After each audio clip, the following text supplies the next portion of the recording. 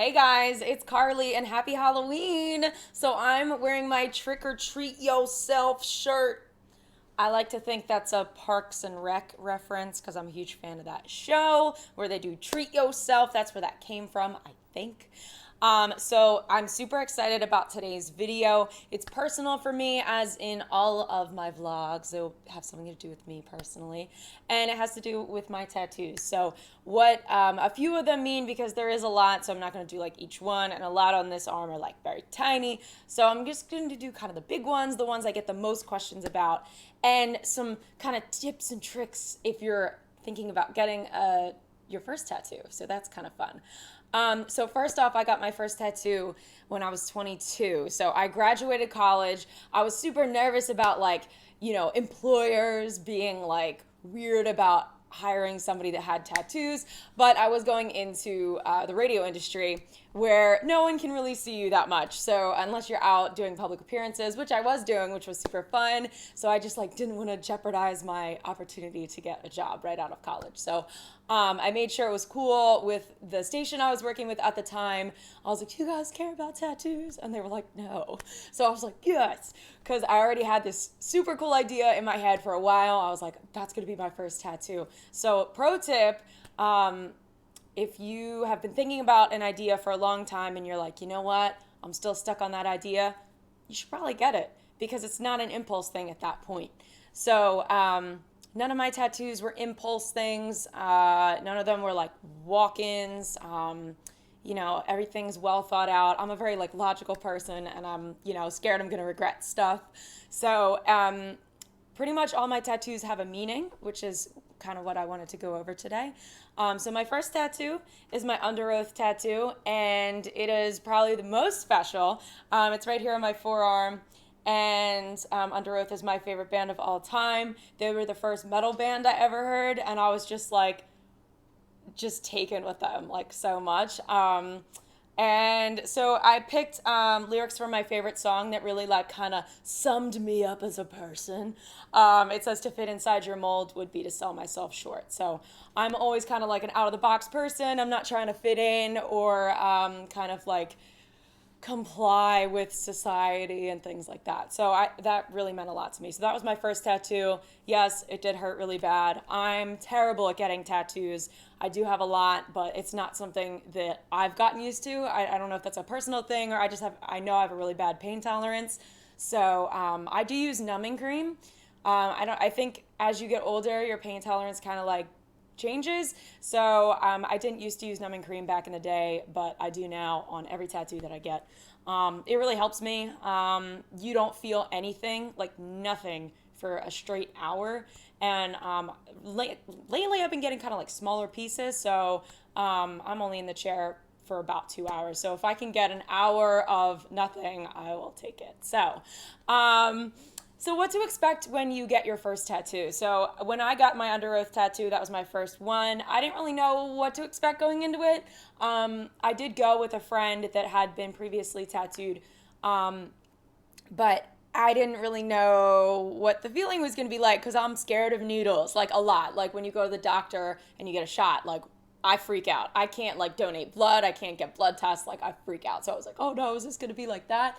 And it's not. So it's the thing that I equate it to the most is kind of like a cat scratching you over and over, or depending on where it is on your body, maybe I don't know, a razor blade, kind of carving stuff out. So it is kind of an annoying pain, but it's not like a shot, when you have to go to the doctor. So it's different. So when I tell people I'm scared of needles, they're like, "Well, you have so many tattoos." It's not the same thing at all. It's more of a carving kind of sensation, if that's the right word, rather than a stab. Okay, which I'm not here for. So there is going to be a little bit of a difference whether you're doing line work, so the outline of the tattoo, or if you're doing the shade work. So all of this, basically when you're coloring in the lines. So the line work, you have one needle, and it's very precise, and that's not terrible depending on where it is, but the shading is 3 needles, and that can get a little dicey because you're the area is already pretty sore, and then you're kind of going on it with 3 needles. And then it's going to be a little bit different price-wise when you go in to get your tattoo, if you're doing black and gray or if you want to incorporate color. So just know that kind of going into it. And since tattoo artists are part of kind of the same realm as like a service industry artist type of thing, you're going to want to tip your tattoo artist. And sometimes people like don't know what to tip. So, I mean, depending on how much your tattoo is, you're going to want to do at least 20%. And this person took the time to draw out your tattoo, spent a lot of time on you and cleaning it, make sure everything is like good to go. So I usually try to do more than 20% just because I'm so like impressed with that, and that's something I could just never do. So just keep that in mind too when you go to get your first tattoo. So I did want to go over a couple of like my favorite pieces and the bigger pieces that I have, just to let you guys know. I know you can't really see it on the screen right now, but if you've seen some of my modeling photos, like some full body shots and stuff like that, I do have tattoos on both arms, both legs, and then as of last fall, I got 2 tiny like little rib tattoos, and then a couple years ago, I got a sternum tattoo. So I'm not going to be flashing you guys today with the sternum tattoo. But the rib tattoo and the sternum tattoos are kind of just like geometric and kind of like a decoration type thing. So there's not really like a lot of meaning there. I just thought that it looked cute. But the first one that I wanted to go over was done by my friend Shawn Hannon at Wildcard Tattoo. And that's my Dietzel girl. So Amund Dietzel is considered one of the pioneers of tattooing, and the Dietzel girls were some of his signature pieces. So they don't all look like this. There's not like one girl, but they all kind of have like similarities, and their eyes are usually like masked or bandaged, and then they have these like really cool headdress horns. There's usually like blood or flowers incorporated, but they all do look different. But my friend Shawn Hannon actually painted this. I saw it on his Instagram as a painting, and I was like, yo, we need to make that a tattoo stat. So he did this for me. And then while we're over here as well, Shawn painted this super cool skull. It's like a half skull with all these crystals kind of popping out of it. So that was another one of Shawn's paintings that I saw that I was like, I need that. So as far as meaning goes, it's not really like, oh man, this represents this part of my life. It's not really like that. It's just I appreciate Shawn's art a lot. So I was like, I need that. I need to collect that permanently. And then on the back of this arm while we're here is my little pinup girl done by Jenn K at Mr. Blue Sky Tattoo in South Jersey. I feel like Jenn has such a cool style, and when I saw it, I was like, this is perfect. Like, she always gets everything like that I'm thinking in my head out into like a perfect representation of my idea, which is why I feel like I think most of my tattoos are from her. So I just love Jenn as an artist so much. But the cool thing about this piece, also not like a super like, oh man, this represents this when this happened in my life. It's not really like that. I just really enjoy like pinup culture and vintage style things, and like, you know, the 20s to the 40s are like my favorite era. So that's like kind of a homage to pinup culture. And she has the same leg tattoos as me. So I hope you guys can see that in the photo. Yeah, so I really enjoy that one. That's one of my newer ones that I've gotten.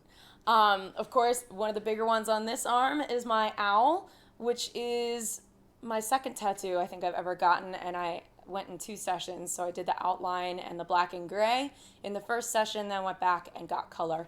Like I said, I'm not super great at sitting and getting tattooed, so I usually have to tap out after like 2 or 3 hours because I just like start to feel kind of sick. So so this one is a throwback to kind of like Greek and Roman mythology. So the owl's name is Glaucus, and he's like kind of attached to Athena, who's like the goddess of war. And she would send him out to collect the souls of the dead that were lost in war. And I always kind of thought that story was pretty badass.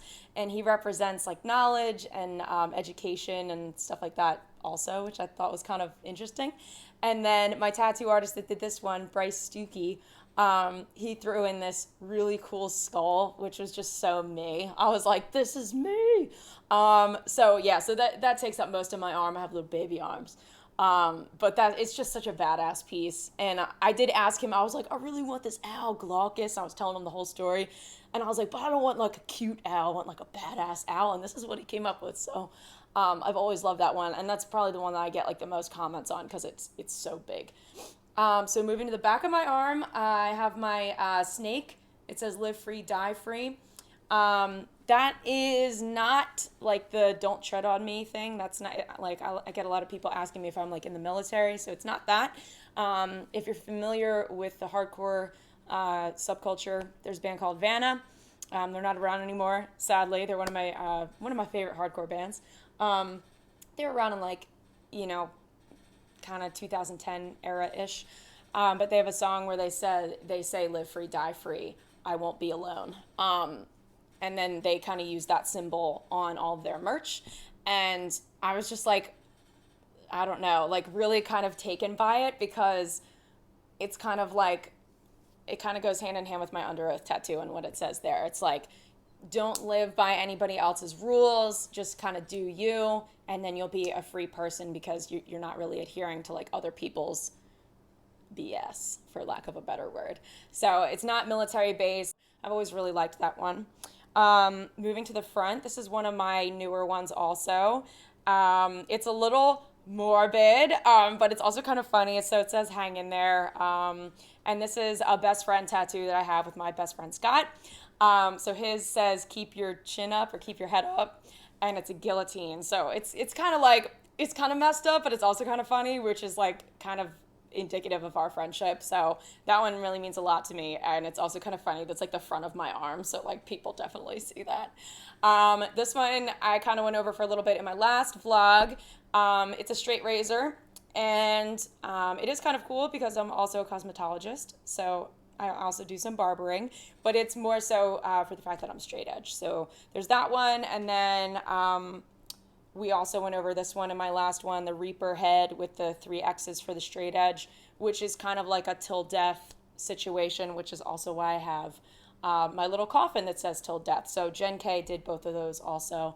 Some other fun ones are, if you're from South Jersey, I hope you know what this is. This is a Kohr Bros ice cream cone. If you've ever been to the Jersey beaches or the boardwalks in South Jersey, Kohr Bros is like a legendary ice cream place that I'm like obsessed with. I don't know. So so I ended up getting that one as like a little filler piece, and Jenn K did that one for me too. And this one is one of my favorites ever, my little flapper girl. So one of my kind of talents in life, passions in life, I don't know, is music, of course. And I do have a background in radio.